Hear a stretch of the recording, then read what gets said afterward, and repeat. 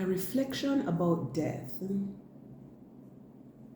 adapted from a sermon taken from the Sermon Central Funeral Series.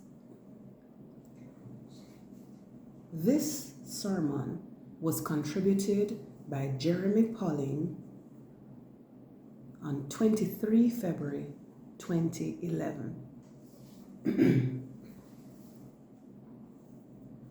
Psalm 116 verse 15 says, "Precious in the sight of the Lord is the death of his faithful servants."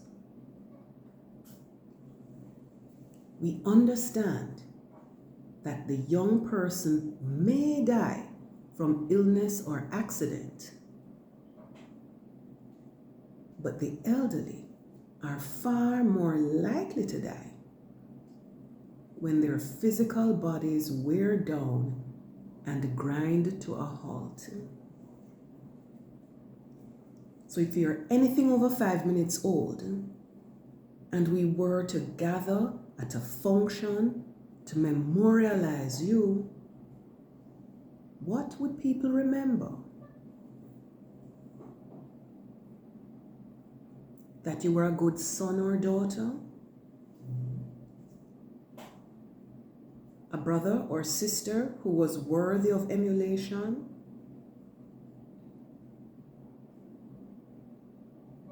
If you happen to be perhaps 25 years or older, would you be remembered as a husband or wife who blessed the family?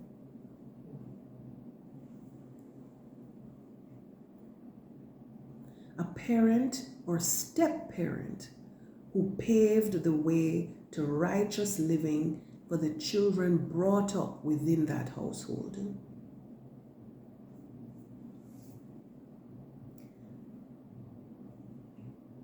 Would you be the beloved grandparent who leaves people feeling a sense of loss?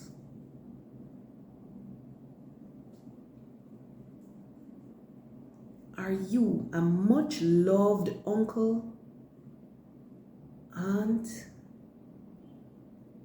cousin, employer, coworker, or friend? Of course, the acclaim of other people is not what Christians pursue.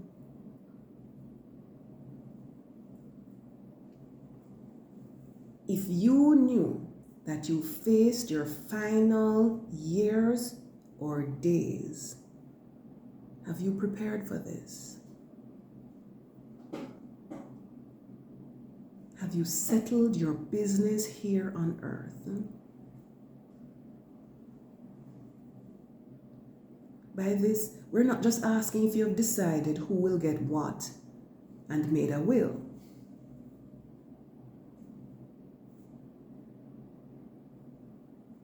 We want to know if you have been baptized, if you have taken on the name of the Lord Jesus Christ, if you know his promises, his words,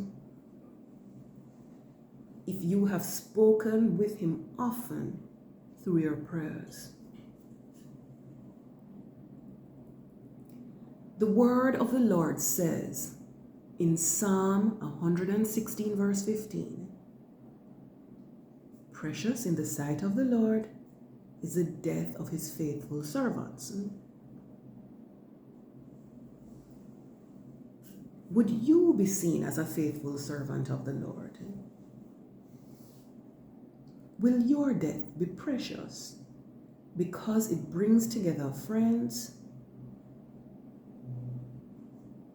family, saints, and sinners for fellowship?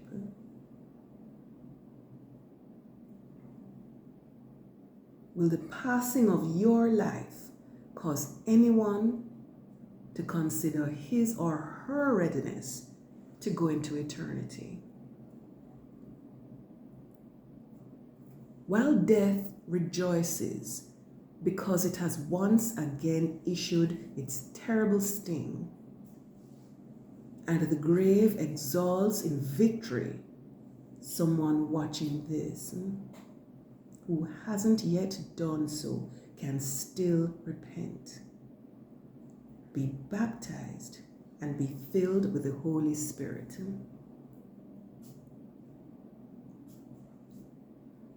Someone who is watching this right now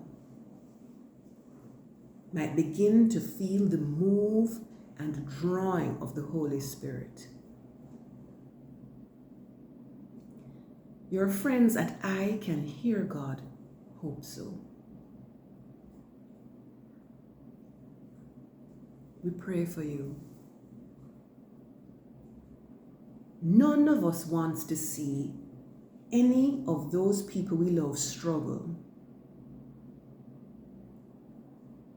for their bodies to break down and for them to pass.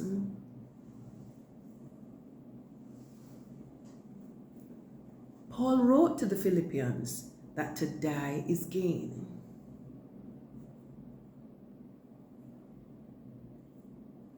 For any saint who has passed from this earthly realm and has passed on to glory land, they have received something far better than a miraculous healing. They have passed from death to the perfect life in that city where the Lamb is the light.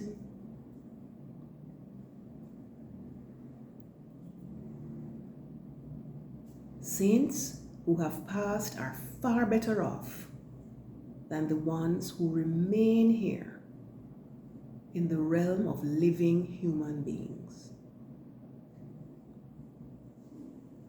For them, there is no more sickness,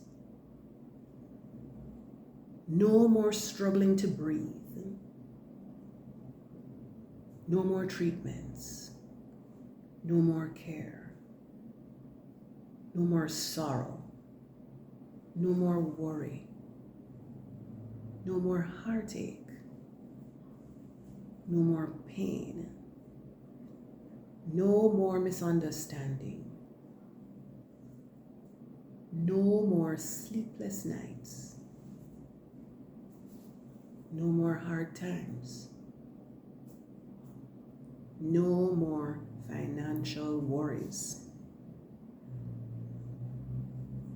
It sounds like a place we ought to prepare ourselves for.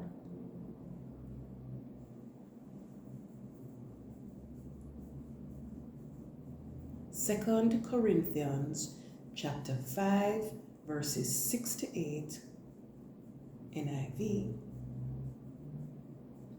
reminds us that therefore we are always confident and know that as long as we are at home in the body, we are away from the Lord. 7. For we live by faith, not by sight. 8. We are confident, I say, and would prefer to be away from the body and at home with the Lord. You see, death is not death if you have repented of your sins, being baptized in the name of Jesus, and filled with the Holy Spirit. It is merely a change.